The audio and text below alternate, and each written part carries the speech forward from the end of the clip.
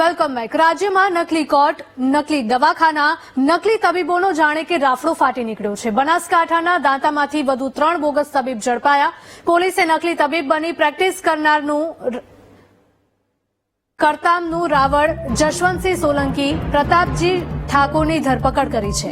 આરોપીઓ કમ્પાઉન્ડરમાંથી તબીબ બનીને લોકોના આરોગ્ય સાથે ચેડા કરી રહ્યા હતા।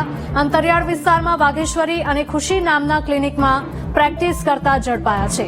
પોલીસે આરોપીઓની ધરપકડ કરીને ક્લિનિકમાંથી દવાઓ, ઇન્જેક્શન સહિતનો મુદ્દામાલ જપ્ત કર્યો છે। આરોપીઓની ધરપકડ કરીને પોલીસે વધુ કાર્યવાહી હાથ ધરી છે।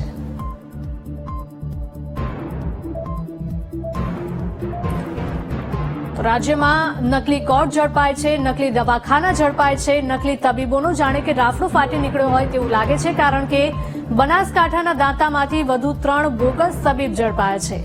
પોલીસે નકલી તબીબ બનીને પ્રેક્ટિસ કરનારા લોકોની ધરપકડ કરી છે। કરતામનું રાવળ જશવંતસિંહ સોલંકી અને પ્રતાપજી ઠાકોરની ધરપકડ કરી છે।